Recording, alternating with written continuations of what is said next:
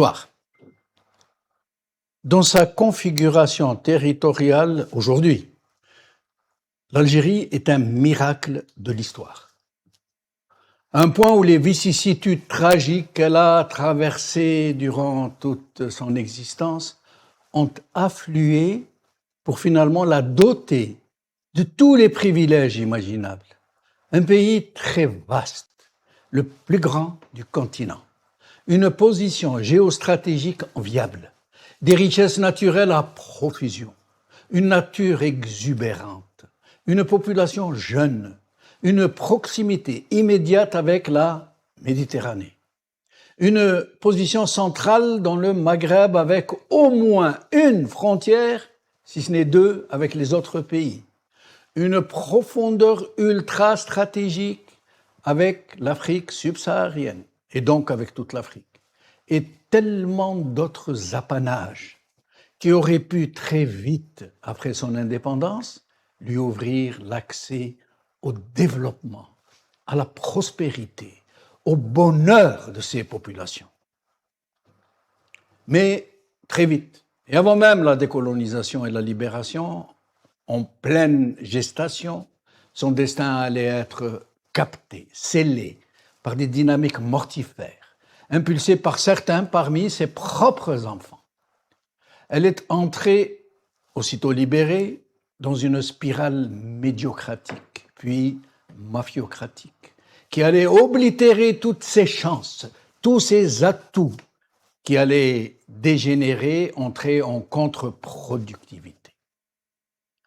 Et je ne citerai qu'un exemple, celui des richesses naturelles, les hydrocarbures notamment, qui allaient devenir un moyen pour le pouvoir autoproclamé de s'en servir pour pratiquer une corruption de masse, pour plonger les populations dans un coma politique, et une autre, corruption, pour s'aménager un rempart d'alliés naturels du système, pour empêcher la volonté populaire d'entrer en synergie et ainsi produire enfin une méritocratie. Aujourd'hui, et peut-être aussi dans d'autres émissions, nous allons tenter non pas de faire la lumière sur les graves dysfonctionnements du pouvoir algérien et leurs répercussions sur la vie du pays, mais d'aborder la problématique depuis des angles qui permettraient d'entrer dans la vérité des choses, si je peux dire.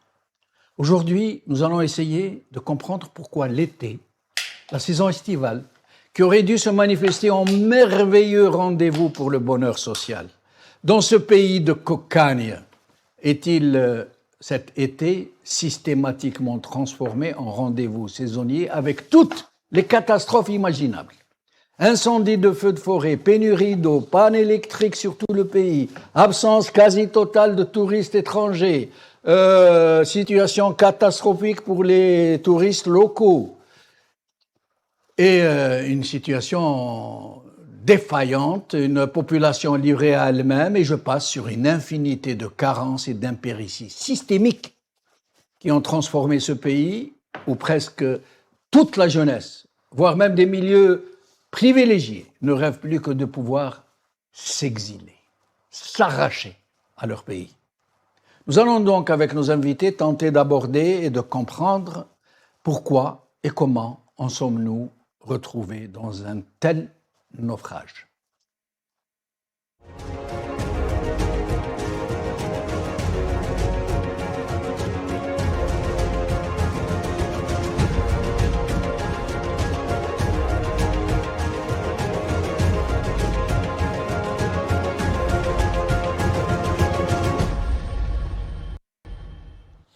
Algérie, ces étés qui se suivent et se ressemblent. C'est le titre de notre émission d'aujourd'hui et pour en parler, j'ai le plaisir aujourd'hui d'accueillir Mohand Bakir, analyste politique. Mohand, merci d'être avec nous. Merci pour l'invitation et Azoul aux téléspectateurs. Merci. Et Samir Bellatesh, écrivain, militant politique qui est aussi avec nous. Samir, merci d'être avec nous. Salam alaikum. Et merci pour l'invitation. Salutations à nos amis algériens qui nous regardent, soit du bled, soit ceux de la diaspora. Merci. Alors, je ne me pose même pas de questions. Le sujet est lancé. L'été est encore là, qui aurait dû être annonciateur de la meilleure période de l'année. Et malheureusement, vous savez ce que vous savez, ce que savent tous nos téléspectateurs. C'est incroyable. Il faut vraiment être très compétent en catastrophisme pour pouvoir instaurer une telle impéritie systémique.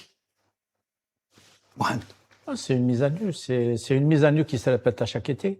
Donc on se rend compte de tous les manques et tous les manquements qu'il y a, de toutes les défaillances et de l'absence d'une vision de la chose publique et de la gestion de la chose publique, donc de la République en général. Les incendies, bon, il y en a partout dans le monde. Oui. Et la question, c'est leur gestion. Leur gestion proactive d'abord, donc en amont, la mise en place d'un certain nombre de règles, de précautions, de moyens de lutte, etc. Et aussi des moyens qui sont mis à la disposition du corps qui doit faire face. Donc la protection civile essentiellement.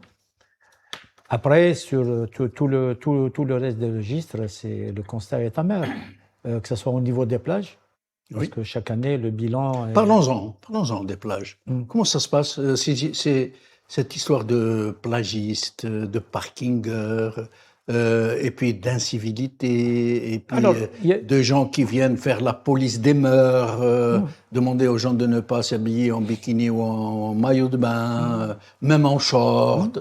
Essayons d'en parler un petit peu de cet aspect des choses. C'est toute la problématique de l'espace public, comment est-ce qu'il doit être géré, de la loi, comment est-ce qu'elle doit être respectée ou édictée et établie. Donc, les aspects que vous soulevez d'une morale diverse, hein, parce que la morale, chacun sa morale dans la société. Mais établir ou poser sa morale en règle aux autres, c'est pas la loi. C'est pas ça qu'on appelle la loi. Oui. Et ça fait partie de tous les retards qu'on a. Il aurait fallu que dans notre société, on discute un petit peu de tous ces aspects-là et qu'on comprenne que il n'y a que la loi qui interdit. Et que la morale, c'est quelque chose qui est intrinsèque aux personnes, qui est propre aux personnes. On peut avoir des gens qui ont une morale très restrictive, très conservatrice, et d'autres qui ont une morale qui est tout à fait légitime, qui est plus... La morale ambiante, quoi, normalement, celle que les sociétés adoptent dans des consensus. Après, il y a un équilibre qui s'établit dans la société, mais c'est pas ça la loi. C'est pas la morale qui prend la place de la loi. Du droit. Oui. Or, malheureusement, ce à quoi on assiste, c'est ça. Donc, on a plusieurs phénomènes. D'abord, il y a une absence de rationalité, y compris sur la gestion des plages. Hein. Par exemple, est-ce que les dispositifs de sauvetage sont préparés suffisamment en amont? Est-ce qu'on prépare suffisamment de maîtres nageurs, etc. Est-ce que les dispositifs sont suffisamment dimensionnés par rapport aux besoins, par rapport au nombre? Moi, je vais vous donner un exemple. Pour vous démontrer que ce que vous évoquez est quasiment absent. Vous connaissez comment on appelle les scooters de plage là, les scooters, jet ski. Les jet skis. Vous savez que les jet skis partout dans le monde, ils ne peuvent pas s'approcher de l'endroit où les gens sont. Il y a même une distance normée. Or, en Algérie, les jet skis se baladent entre les baigneurs. Et ça, c'est la loi. Vitesse. Et ça, c'est la loi. C'est tous les jours. Oui, et des accidents tous les jours. Et des noyés tous les jours. Mais sinon, Samir, des plages parmi les plus belles du monde. Je n'exagère rien. C'est connu. Un pays qui aurait dû devenir un pays touristique par excellence, attirer au moins tous les estivants du Maghreb. Parce que nous avons des plages riantes, un panorama. Je n'en dis pas plus. Comment se fait-il que nos plages sont les plus sales du Maghreb? Je reste là, je ne dis pas du monde. Hein. Comment ça se fait qu'elles sont les plus déréglementées ou livrées à des squatteurs qui les prennent et qui louent qui louent l'accès à ces plages alors qu'ils ne sont pas autorisés. Avec une barre de fer. Avec une barre de fer, comme les parkings. Et il fait la loi dans le Comme coin. les parkings. Ils prennent des rues Oui, qu'ils exact, s'approprient exact, avec un gourdin et tu payes le parking, sinon ils te cassent la voiture. Exact. Alors, qu'est-ce qu'on pourrait dire sur ça? Moi, je reprendrai le mot utilisé tout à l'heure par Mohand. C'est le système, il est mis à nu à chaque occasion, y compris ce genre d'occasion. Il n'y a pas de pouvoir public. On ne s'occupe pas de ça. Pour, par exemple, la salée, moi, j'ai toujours défendu l'idée qui dit que si on s'en occupait, ça serait propre. À chaque fois, j'en ai fait une vidéo l'autre fois. Moi, je me balade dans un parc ici, un parc de quartier ou Vincennes, et tu vois comment il y a des agents qui passent régulièrement, qui prennent tous les plastiques. Ils ont un petit outil comme ça qui permet de récupérer les plastiques, les saletés, etc. Ça fait que l'endroit, il est propre et il est tout le temps propre parce que le lendemain, le gars, il repasse à 6 heures du matin, il repasse ensuite à 18 heures, etc. Chez nous, on n'a pas ça. Oui. Et si on ne nettoie pas un truc, au bout d'une semaine, il est sale. Même dans le pays le plus civique au monde. Absolument. Même ici, si tu laisses les parcs sans nettoyage pendant une semaine, c'est la catastrophe. La rue, les trottoirs ici à Paris, tu laisses pendant une semaine les trottoirs sans nettoyage, c'est la débandade. Oui. On le connaît, nous, à Paris, quand il y a des grèves des gens du nettoyage et tout. Chez nous aussi, c'est parce qu'on s'en occupe pas, en fait. Et il faut qu'on s'en occupe. Il faut, comme le disait à juste titre Mohand, il faut qu'on ait des politiques qui réglementent tout ça, qui s'occupent de ce genre de choses. Il faut qu'on les voit en amont, etc. Nous, on n'a pas tout ça. Mais l'incivisme dans tout ça... Alors, revenons à Hirak, par exemple. Oui. Le Hirak, l'un des faits marquants du Hirak, c'était le volontariat. C'était le volontariat pour nettoyer, pour secourir les gens, parce qu'il y avait aussi d'autres aspects. C'est sorti d'où? C'est tombé du ciel comme ça? Non. Pour les désaltérer. Mais dans notre culture, c'est des éléments qui existent. C'est des éléments qui existent dans notre société. Le souci de l'espace public, il existe. Il est même poussé très loin. Par exemple, dans nos villages, on ne peut pas se permettre de sortir dehors et de manger, je ne sais pas... Devant les gens. Devant les gens, etc. Complètement. Le nettoyage, les volontariats, etc. J'ai jeté quand j'étais en vacances il y a une dizaine d'années, j'ai jeté par terre des choses, mais on m'a tout de suite fait la remarque. J'ai halluciné. Ouais. Moi, j'ai eu un très mauvais réflexe, c'est que j'ai lâché mon truc par terre, dans la petite ruelle de mon quartier. Et les gens m'ont fait la remarque, mais direct. J'ai halluciné. Donc le problème, c'est pourquoi est-ce que ces ressorts qui existent et ces éléments qui existent dans notre culture et qui continuent d'exister potentiellement et qui continuent. Alors pourquoi tout cet incivisme? Pourquoi ils ne se retrouvent pas dans l'État? Pourquoi ils ne se retrouvent pas dans l'État? Dans l'État, d'abord. Parce que l'État nous est étranger. Parce que l'État nous est extérieur. Il ne sort pas de nos traditions, de notre culture, etc. On a voulu plaquer un modèle sur notre société. Ça aurait pu marcher peut-être. Oui. Mais malheureusement, ce modèle qu'on a plaqué sur la société, on l'a fait avec un mauvais contenu. Ce modèle est foncièrement médiocrate. Il ne peut pas fonctionner. Il est né la ailleurs. Bureaucratie, la corruption. Il est né ailleurs. Mais je ne sais pas s'il existe ailleurs un système comme celui de notre pays. C'est un système qui n'a aucun sens. Non, mais au départ, aucune vision, aucune prospective. Oui, mais au départ, c'est pas un système médiocrate qui a été projeté. Ce qui a été projeté, c'était un État bonapartiste, bureaucratique, etc., qui était mais ça avait dégénéré en médiocratie. Pourquoi? C'est ça qu'il faudrait qu'on voit. Pourquoi est-ce que cet État ne s'est pas articulé à notre société? Alors que... Au contraire, il l'a contaminé. Oui, il a désarticulé. Aujourd'hui, l'incivisme chez nous, oui. même au niveau de ceux qui se sont exportés, j'allais dire, nous, la diaspora, partout où nous sommes en nombre, l'incivisme est criard. Alors, ça prolonge, je le dis comme alors, je ça le pense. prolonge, Hein, ça prolonge une Moi, j'y crois situation. pas trop. Jack. Non. Enfin, à toi de nous expliquer, mais moi, partout, vas-y, Mohamed. je sais les explications ne sont pas simples. Hein, dans les quartiers, comme on appelle les quartiers, on ne nettoie pas plutôt 2 fois qu'une. La voirie, ce ne se fait pas comme ailleurs. Mais quand même. Jamaldine, je suppose, parce qu'on en a déjà parlé, je suppose que, par exemple, ici, dans ce qui nous entoure ici à Paris, par exemple, les quartiers où il y a Tawana en grand nombre. La ghettoisation, là où ils sont en ghettoisés. Fait, voilà. Oui, en ghettoisés, fait, par exemple, Barbès, le petit centre de Barbès, là, ou sinon à Aubervilliers et tout. C'est parce que les autorités françaises gèrent ces endroits sous le signe du ghetto, effectivement. Oui. Du ghetto et de sécurité. Ils font, et de exactement. C'est-à-dire que même ici en France, les autorités françaises font avec les Algériens, là où ils sont en groupe, ils font exactement comme le régime algérien. En fait, d'ailleurs, ils nettoient quasiment pas, ils laissent l'insécurité faire la loi dans le coin, etc.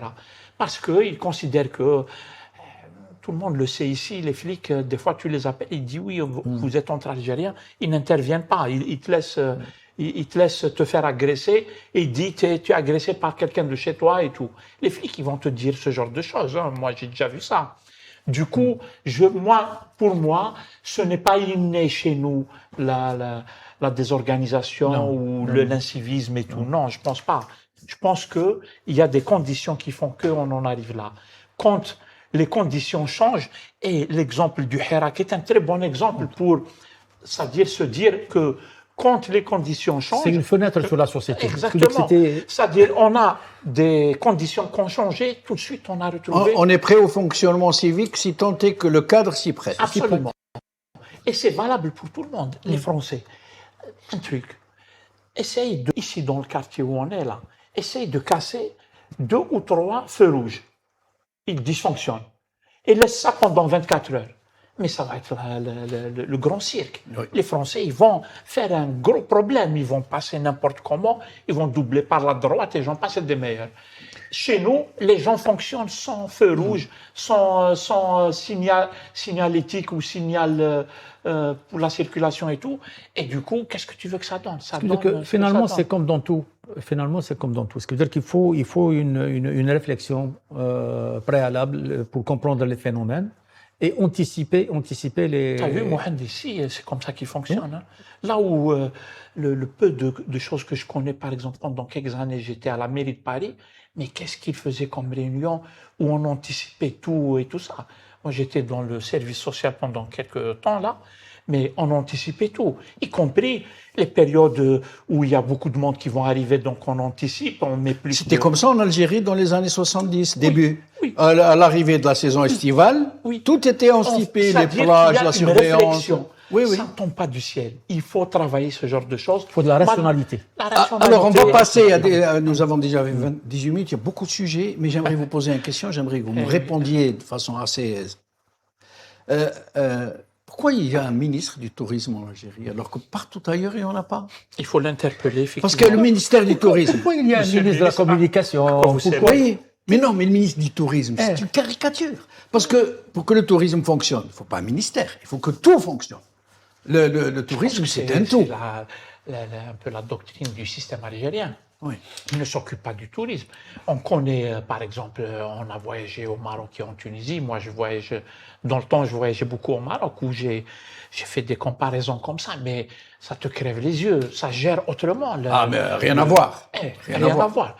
Moi, pour me reposer, je préfère aller au Maroc où je n'ai aucun souci. Ou en Tunisie, du temps du despote Ben Ali. Parce que maintenant, c'est plus le cas. Je connais beaucoup moins la Tunisie, malheureusement. Moi, je connais les deux pays. Mais sinon, tu payes ton hôtel. Tu payes ton restaurant et tout, mais tu n'as aucun souci. Tu es sur un nuage. Et en fait, tu te reposes parce que tu es touriste et tu te reposes. En Algérie, mais tu t'énerves, tu te bagarres et le gars il dit je ne te sers pas. C'est plus des vacances. Il risque même de donner un coup de boule, etc. Moi, j'ai vu des plages, et on va passer à d'autres sujets. Moi, j'ai vu des plages de mes yeux où il y a des déversements d'égouts. Alors que dans la norme, il y a des plages, des plages qui vont disparaître parce que l'élimination des saumures, oui, des industries, non, des stations des salmons d'eau, oui, mettent en péril des plages entières parce que ça a été mal étudié. Mais je voudrais juste sur le ministère. Un ministère, c'est quoi? Un ministère, c'est une idée, c'est une volonté politique, c'est une gouvernance. C'est un plan qu'on veut mettre en place. Oui. C'est ça un ministère. Lorsqu'un ministère existe, ça veut dire qu'on a une perception d'une politique à mener dans le secteur et qu'on a besoin de mettre gérer. De mettre une équipe, oui, une administration qui va mettre en œuvre ce plan. Alors, si on pousse la logique jusqu'au bout, on va se dire à quoi bon un gouvernement en Algérie? Oui, parce que vrai. Quelle est la logique qui est suivie? Quel est le programme politique, le programme de Fakhameto? Il est où? C'est quoi le contenu? C'est de la pifométrie. Alors d'abord, je n'aimerais demander à la régie de nous préparer la vidéo de M. Tebboune quand il parlait des capacités électriques du pays, où il dit « nous sommes les meilleurs, il n'y a personne au monde qui est comme nous ». Qu'on allait exporter. Il a dit ni la Russie, ni les États-Unis, ni rien, et que nous allons exporter. Nous sommes en train de mettre en place un dispositif pour exporter à l'Italie, il a dit à l'Allemagne, oui, etc. Donc bon, j'aimerais qu'on prépare cette vidéo. Mais si vous le permettez, nous allons entrer dans les sujets que nous permettra donc cette émission. D'abord, les feux de forêt. Les feux de forêt, comme vous avez dit, il y en a partout dans le monde. Mais chez nous, alors, nous allons voir l'ASB1, les feux de forêt, partout sur le territoire, et nous allons parler juste après.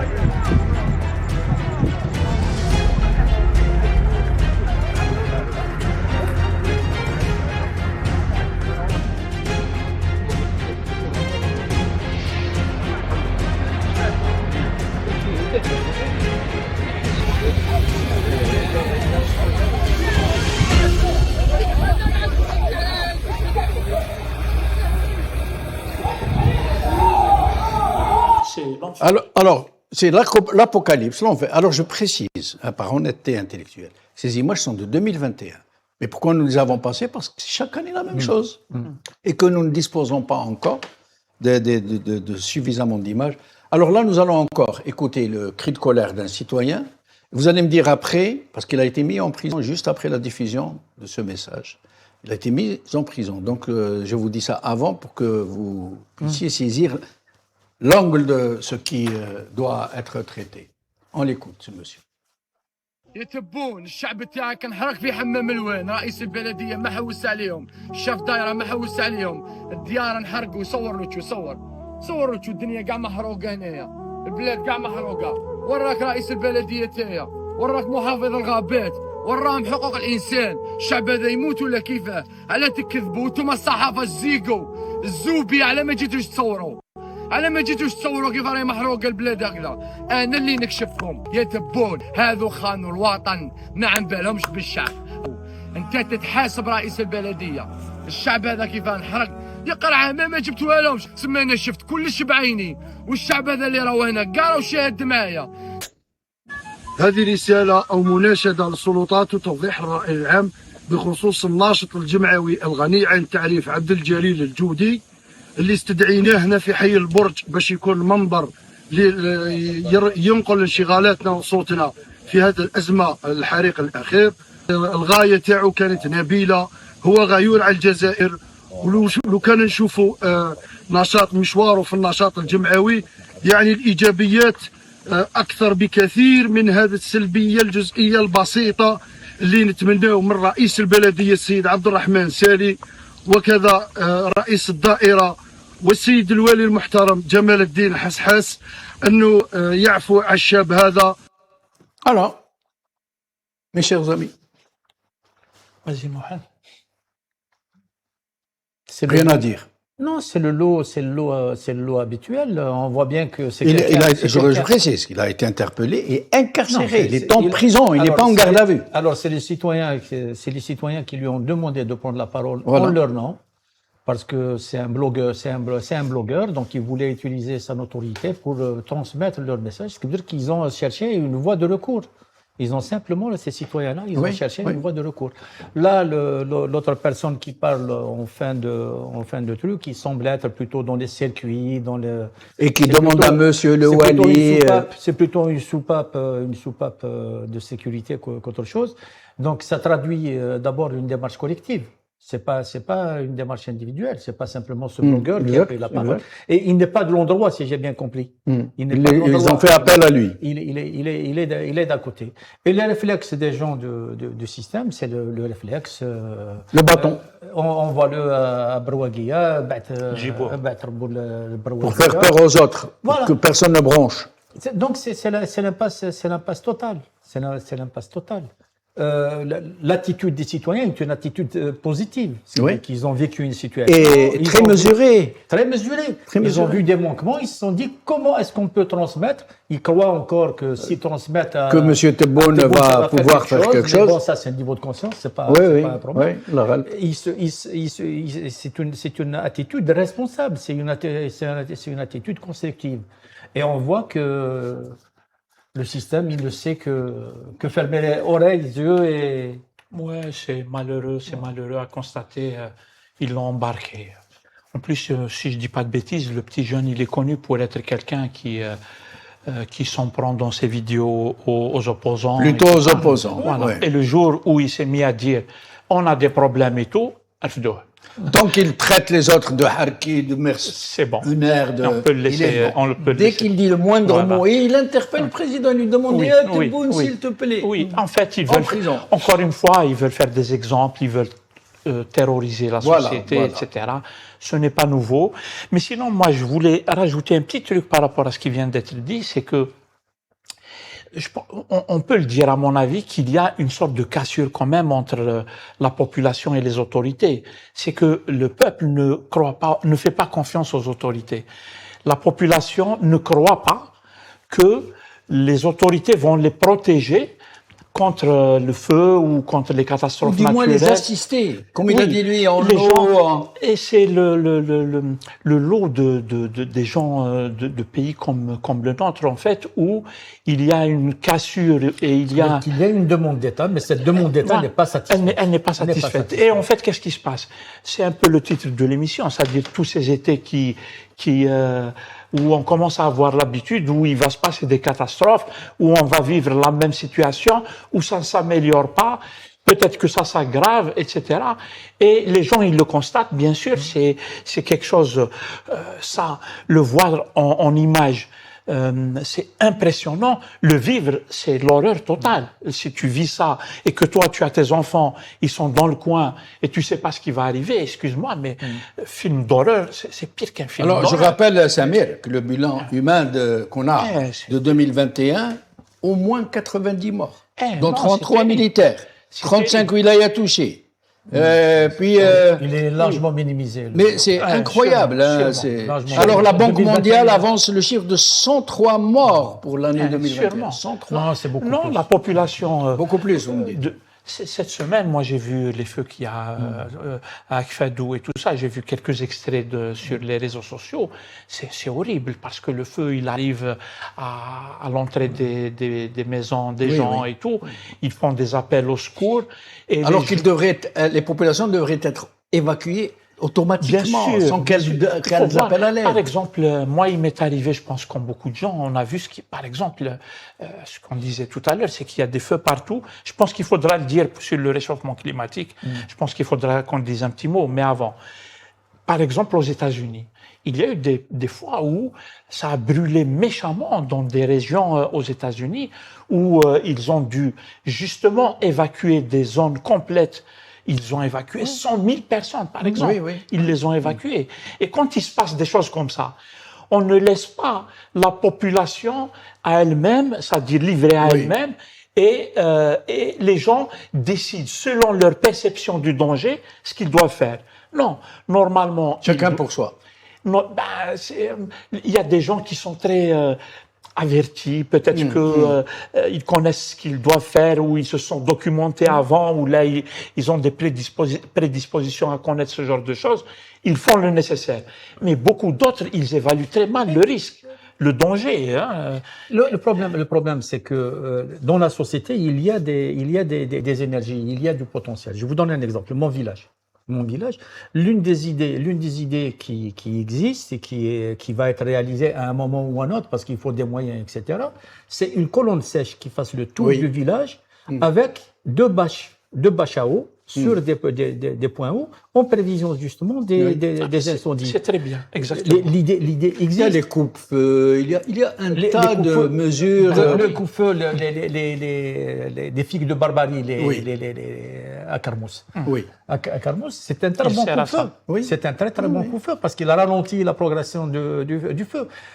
Il y a des erreurs qui sont commises aussi. Par exemple, il y a des essences qui sont introduites qui sont très inflammables. Alors que les essences traditionnelles qui existent chez nous ralentissent le feu. Le chêne, le caroubier, etc. Le problème, nous, je pense que c'est notre rôle. On doit parler à nos concitoyens, chacun dans son coin. On va parler à nos amis du village, de notre région, de notre ville, et on leur dit faites attention.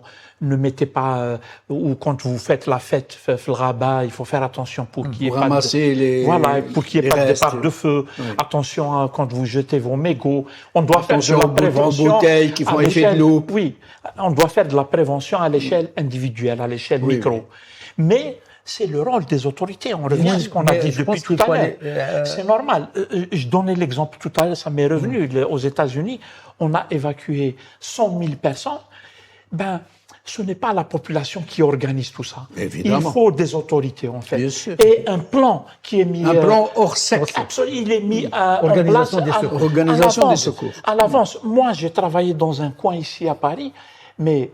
je pense que tout le monde connaît ça. Quand tu arrives à l'endroit, moi, je connaissais le responsable sécurité de la tour où j'ai travaillé. C'est quelqu'un de gentil, je discutais avec lui. Il m'expliquait tous les plans. Comment, s'il y a un départ de feu, qu'est-ce qu'on doit faire, par où on doit faire sortir les gens. Quel est le point de regroupement Voilà, Mohamed, tu connais, ils ont ce genre de choses. Nous, malheureusement, on n'a pas ce genre de choses. Pardon, Samuel, je profite de l'occasion pour demander à nos téléspectateurs qui n'ont pas une idée précise de ce qu'est un plan hors sec en Occident, en France par exemple. Aujourd'hui, avec Google, les gens peuvent accéder, écrire hors sec incendie, par exemple, ville d'Amiens ou de Marseille, ou d'Année, etc. Et tu vois tous ces détails. Et vous allez entrer dans les détails. Avec les actualisations. Voir ce qu'est un État, ce qu'est qu'une gouvernance, ce qu'est qu'une gestion de la société et du pays. Chez nous, c'est pour ça que je disais tout à l'heure que on a les bases. Les bases, on les a. Par exemple, en Kabylie, si les villages étaient des municipalités, si les villages étaient intégrés à l'État, mais intégrés positivement, pas avec la logique de contrôle actuel, la chape de plomb, etc. On aurait des municipalités vivantes. Parce que au niveau... Les maires, on les a dépourvus quasiment de toutes les prérogatives. C'est des maires bureaucratiques. Que le maire de l'APC Même le meilleur des maires, il peut pas oui, être efficient, il peut pas être. Mais par contre, si c'est au niveau du village qu'il y a la municipalité, d'abord on règle beaucoup de problèmes. On récupère toutes les traditions, tout le background. La tajma'at, etc. Voilà, on le récupère. On règle le problème d'impôt parce qu'on a l'habitude de payer dans le village. On n'a pas l'habitude de payer au niveau de la mairie. La mairie ne va jamais percevoir la taxe foncière, alors que la taxe foncière peut être perçue au niveau du village parce qu'on sait à quoi elle va être servie. Les incendies, par exemple. Les incendies. Mais là, vous semblez parler de régions où il y a des villages, où il y a une communauté rurale. Je parle de ce que je connais. Voilà, mais le problème qui concerne, je ne sais pas combien le taux, donc c'est les grandes villes, c'est les villes moyennes. Non, mais il faut construire. Qui ne peut pas être organisé sur mais il faut construire à partir de ça. Il faut partir à partir de notre réalité. Par l'esprit de ça. Bien sûr. Voilà. Ça va être nos valable villes, partout. Nos villes, c'est quoi? Nos villes, c'est des dortoirs aujourd'hui. Oui. Nos villes, c'est des dortoirs. Oui. Pourquoi est-ce qu'il n'y a pas de comité de quartier? Pourquoi est-ce qu'il n'y a pas de syndic d'immeubles? Pourquoi est-ce qu'il n'y a pas, etc. Absolument. Et ça fait vivre. Ça règle les problèmes. C'est ce qui permet à la société de respirer. Et c'est ce qui dégage un certain nombre. Mais Mohamed, t'as vu, excuse-moi, est-ce que, par exemple, est-ce qu'on a vu un jour, depuis qu'on est indépendant à ce jour, est-ce qu'on a vu, par exemple, demander des comptes à un responsable de secteur, à un responsable d'une tâche qui devrait se faire, par exemple, protéger la population contre les feux, par exemple, faire de la prévention. Voilà. Pour faire sauter un lampiste. Voilà. Mais est-ce qu'on a demandé, est-ce qu'on a fait des bilans? Il n'y a pas une culture de reddition de comptes. On n'a pas ce genre de choses. Et on devrait l'avoir en fait. On devrait pouvoir dire à un responsable d'un secteur, comme par exemple le secteur de la protection de la population pour les incendies, ou comme disait quelqu'un sur sa page Facebook, en hiver, on subit des inondations à n'en plus finir, et en été, on subit des feux à n'en plus finir. C'est-à-dire, c'est un peu l'enfer toute l'année. Mais Samir, c'est cette vision idéale de la cité, c'est lorsque la démocratie est accomplie. Non, ça veut dire que la question de l'État est au cœur de nos problèmes. Oui. La question de l'État est au cœur de notre... En l'occurrence, là où nous sommes, c'est une médiocratie, c'est une mafiocratie. Clairement. Je pense que c'est à ça qu'on en vient. Je veux dire, conclusion générale, c'est celle-là. Oui. Je disais peut-être que le temps il va nous lâcher, mais attention, ça va être de plus en plus compliqué par rapport à ce genre de choses, parce que on en parlait en off tout à l'heure, en Méditerranée et en Afrique du Nord, nous sommes au cœur de ce qui va se passer de pire avec la question du réchauffement climatique. Ah oui. Les spécialistes l'annoncent. Et les États se préparent. Oui, voilà. Je donne un exemple, c'est pas pour discuter de l'exemple lui-même, mais par exemple, moi j'écoute l'ancien président tunisien, Marzouki, il en a fait une partie de son programme. Malheureusement, il n'a jamais pu ni avancer sur ça, ni rien, pour des raisons, c'est un autre sujet, mais c'est les changements climatiques qui vont nous coûter très très cher. Lui, il a fait ça pour la Tunisie. Nous sommes très concernés en tant qu'Algériens, en tant que Nord-Africains ou Méditerranéens. C'est pour ça que, je reviens encore une fois au titre, en fait, c'est pour ça que il y a quelques années, il y avait des feux de temps en temps, et plus on avance, maintenant il y a des feux. Donc je devrais changer les étés qui se suivent et s'aggravent. Et se complique. Je pense qu'il est correct en fait. C'est-à-dire, avant, on avait des feux de temps en temps, on avait quelques feux parce que c'est normal, c'est l'été, etc. Et c'est le monde entier. On avance, parce qu'il y a un changement climatique qui touche toute la planète. Et nous sommes au milieu c'est-à-dire notre région, elle est très concernée par ce genre de questions.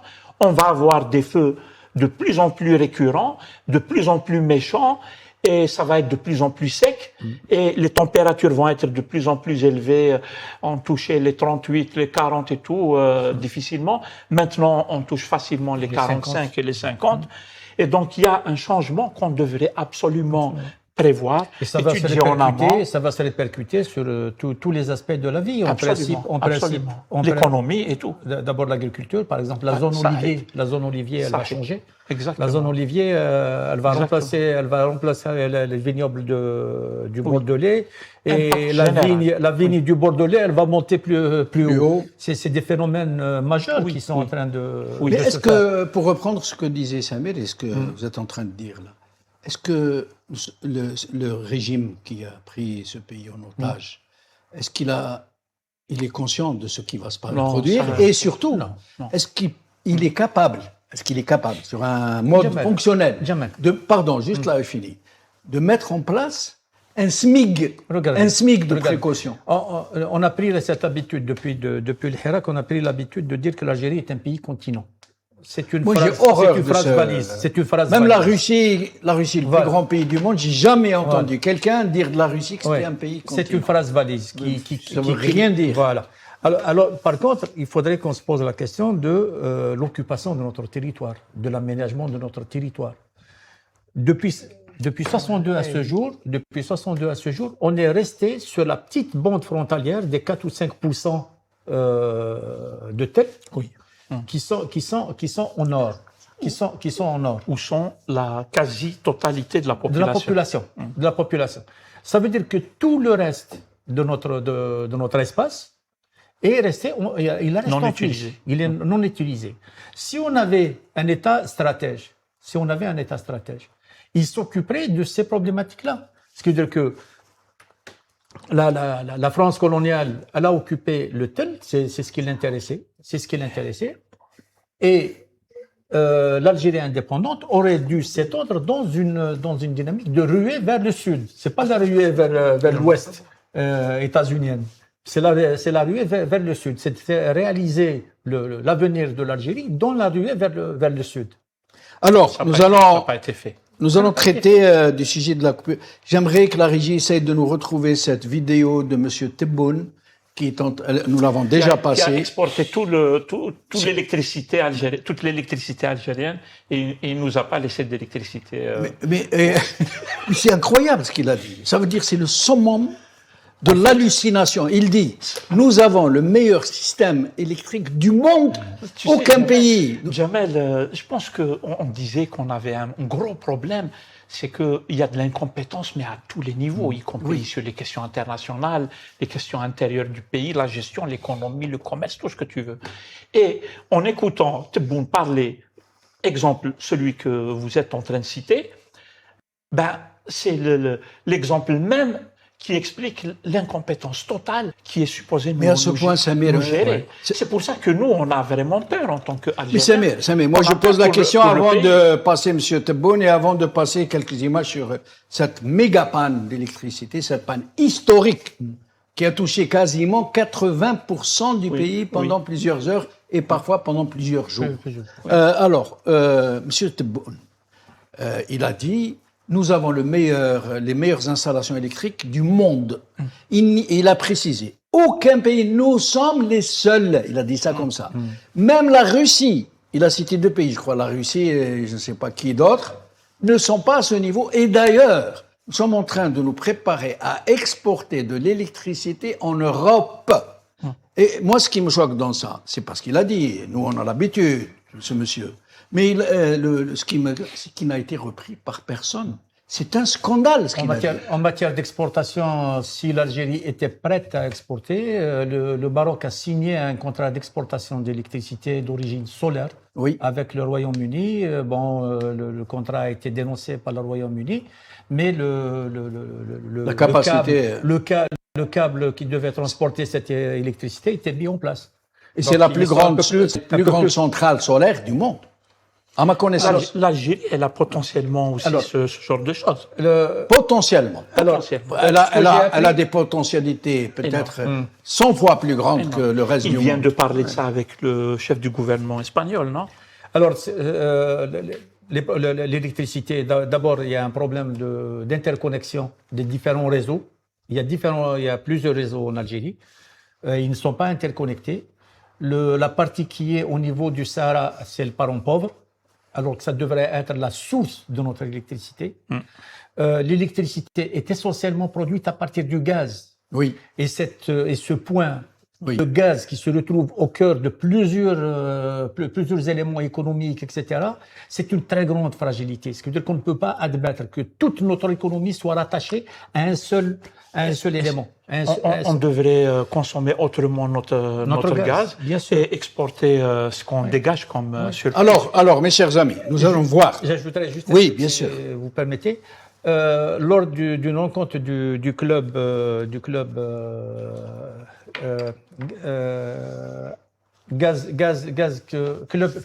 gaz, c'est un lobby pétrolier algérien. Il y a eu une intervention de M. Grifou de la Sonelgaz, un vieux cadre de la Sonelgaz, qui était quand même assez étonnante. Parce que la centrale de Ouarzazate, dont vous parliez comme la plus grande centrale Du monde, paraît-il. Eh ben, elle reprend un modèle qui a été mis en place en Algérie et qui a été abandonné. Le fameux projet avec les Allemands. Non, c'est un autre projet. C'est D'accord. pas le photovoltaïque. Oui. C'est le solaire thermique. Le D'accord. solaire thermique, c'est le plus grand potentiel. Et nous avons, paraît-il, au Sahara, Ah. une région, un endroit, Expérimental. Ah. 200 km sur 200 km, Qui est ensoleillé toute l'année. toute l'année, et qui semble être le ensoleillement. meilleur endroit au monde pour lancer Pour faire ce ce genre de genre. choses. Alors, nous allons voir quelques images sur ces incendies, sur les conséquences de ces coupures d'électricité, puis nous allons écouter M. Tebboune. Regarde. بالنسبة كذلك تطوير الشبكة نتاعنا نتاع الكهرباء احنا نطمح اليوم في مفاوضات مع أوروبا بعد ما نربط كل ما هو اقتصادي وكل ما هو اجتماعي الشبكة الكهربائية نتاعنا الباقي نصدروه عندنا فائض نتاع 12,000 ميجاوات حاليا رانا نزود أشقاء وجيران بالكهرباء وباش نصدر إن شاء الله لأوروبا. Mais il y en a une autre que j'aurais voulu voir, qui est pire que celle-là, mais déjà, hein, vous avez vu, vous étiez morts de rire tous les deux, et moi avec vous. Sur les conséquences de ces coupures, s'il vous plaît. السلام عليكم خوتنا، والله لا بزاف عليكم هذه الدولة، قسما بالله لا بزاف عليها، قاطعين لنا الضوء، قاطعين لنا الماء، قاطعين لنا انترنت، قاطعين لنا بنوات، قاطعين لنا الدخان. راني في 2 سوايع بلا ضوء، عندك دروك انا هاد السلعة كي ندير لها 2 سوايع راني بلا ضوء، عندك تبع معايا تبع، عندك هي هذا شنو ندير له انا دروك، عندي هنا قريب 7 ملايين تاع سلعة، وهنا قريب 5 ملايين تاع سلعة، 12 مليون قيسة. انا كي ندير لها دروك راني في 2 سوايع بلا ضوء، كي غادي ندير له انا هاد لاكرين كي غادي ندير له. هيا شوفوا لنا حل، وراهم سلطات وراهي الدولة. Mais nous n'aurons malheureusement pas le temps d'aborder le sujet des pénuries d'eau. Une véritable tragédie nationale, et je mesure mes mots. Mais il nous reste le temps pour un tour de micro sur les coupures de courant, sur ces sorties hallucinantes, M. Tebboune. C'est aussi lui, je pense, qui avait dit qu'on avait le meilleur Système de santé. système de santé en Bien Afrique. sûr. En Afrique et au Maghreb, il Au apprécie. Maghreb, et au Habba min Habba, au Karia min Karia. c'est-à-dire, je dis des conneries, et même Celui si ça qui est vous pas plaît content, Monsieur le Wali Tebboune, le Wali. il doit rendre des comptes. Non, Donc on lui a dit, vas-y, de toute façon, lâche-toi, tu dis ce que comment tu ça se veux. fait, comment ça se fait que dans un tel pays, qui est en face de l'Europe, au sud de la Méditerranée, au nord de toute l'Afrique, au Jamais. cœur du Maghreb, on arrive à produire, je mesure mes mots, la plus grande catastrophe électrique du monde et peut-être de l'histoire. C'est incroyable qu'un pays tout entier tombe en panne d'électricité, non pas pendant 30 minutes, pendant plusieurs heures, pendant toute une nuit, pendant 24 heures et parfois plus. si on avait des gens qui réfléchissent, on aurait toute la production électrique dont parle M. Tebboune à exporter. Oui. Parce que les maisons fonctionneraient avec du photovoltaïque. Qui a perdu ses... Combien de millions qu'il a dit? 50 millions, c'est ça? 7 55? millions, 7 millions. 7 millions. 70 Pour un 000, petit 70 000, commerçant, c'est énorme. 70 000 dinars. Oui. C'est 70 000 dinars. Il n'aurait pas de coupure.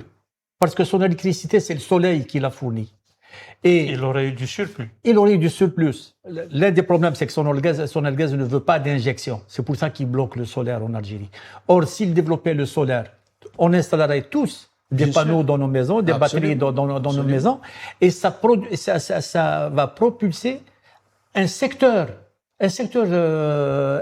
industriel qui va employer des gens, etc., etc. Et même l'exportation. Mais on va exporter ce que les centrales, on va exporter ce que les Bien sûr. centrales produisent. On n'aurait Bien plus sûr. besoin des Là, centrales. on aurait vraiment exporté. Ben oui. Alors, je vous laisse écouter Tebboune, puis le mot de la fin, Samir. Monsieur Tebboune, qu'on a retrouvé finalement. راكم تشوفوا انتم السكان راه ماشي وتزيد الله يبارك. الجزائر 50 مليون نسمه ما راهش بعيده سي دوما. إذا كتب ربي إن شاء الله دون 2 ans et demi on est 50 مليون. البترول راكم تشوفوا حتى ولو الإنتاج زاد السعر نتاعو هبط. الغاز تقدم تاع الجزائر اللي هي تجي مباشرة بعد لي بي أوروبيان. عندنا الغاز في كل الديور. 75% des Algériens sont branchés au gaz de ville. وما هيش مزية فيهم. نتذكر في السبعينيات 80 في الثمانينيات أحياء في العاصمة ما كانش عندهم الغاز دو فيل، والغاز دو فيل تاعنا واصل لإيطاليا واصل أير. احنا لا، احنا أولى بالغاز تاعنا متفقين. من بعد نتكلموا على التبذير ونتكلموا على الأسعار داك شيء آخر بيناتنا. مي كل ما نبني عمارة، كل ما نبني برنامج سكن عدل ولا غيره. Désolé, erreur de parcours, ça peut arriver. Nous vous demandons de nous en excuser. Mais je vous promets que je vous la passerai On va la demain. retrouver. Alors, le mot de la fin, Samir. Pour le mot de la fin, j'étais en train de penser à ça, mais je voulais juste faire, peut-être dire ma solidarité avec les Algériens qui subissent l'insupportable actuellement. Les feux et tout, c'est l'horreur totale. Ça fait vraiment peur et on pense à eux. Qu'est-ce que tu veux, c'est comme ça. Moi, j'ai vu des vidéos de chez moi, dans mon coin, les villages qu'il y a au-dessus de chez moi, et j'ai vu que les feux, ils arrivent jusqu'à l'entrée des villages et tout. C'est franchement, ça fait peur, c'est l'enfer. Peut-être dire aussi un mot d'encouragement à ces hommes qu'on voit sur les photos, Oui, aux pompiers, tout ça, qui sont... Aux militaires. Oui, ils aussi. sont lâchés face à quelque chose de très difficile à gérer et ils gèrent avec un minimum de moyens, des fois avec des pelles et avec des tuyaux et tout. Dans l'improvisation. Dans l'improvisation et tout. Et c'est très, très difficile. Je pense qu'il y a eu même des morts Oui. qui l'ont payé de leur vie. Donc, on pense à eux. Voilà. 20 secondes. 20 secondes. Moi, je voudrais revenir sur que ce soit la déclaration du commerçant, que ce soit la déclaration du jeune homme qu'ils ont embastillé. Il y a un mot-clé dans les deux, c'est doula. L'État, c'est le cœur des solutions. Oui. Et c'est le cœur des problèmes. Oui. Un État perverti comme celui qu'on a, il génère des problèmes à n'en pas finir. Il ne peut pas générer du mérite. Ouais. C'est pas possible. Et la solution, elle passe par un véritable État. Très bien. Voilà. Alors, moi, si vous permettez, j'ai une pensée particulière. Je compatis avec tous nos compatriotes qui sont en train de souffrir de tous ces problèmes. Mais il y a une région dont personne ne parle et qui est en train de souffrir. Mais je ne vous dis pas à quel point, parce qu'il faut y aller voir. C'est le sud. C'est Sahara. C'est les 3/4 du pays qui sont dans des conditions de vie pendant l'été. Pour eux, c'est réellement l'enfer. Les hommes et les animaux. Et le Sahara, c'est l'avenir de l'Algérie. Le Sahara, c'est la banque qui est en train de nous nourrir Non, mais tous. Au-delà de ça, Oui, c'est notre profondeur stratégique. Bien c'est sûr. l'endroit où on peut réaliser des projets. C'est l'endroit où on peut construire. et c'est l'endroit où les pays. populations sont considérées comme des infra-humains. C'est pas des infra-citoyens, des infra-humains. Ils n'ont droit à aucune considération et ils n'ont droit à aucun droit sinon celui de se taire. Et j'en aurais fini. Je vous remercie, mes chers amis, Mohamed Bakir, Samir Billatash et vous aussi qui nous avez suivis. Bonne soirée à vous.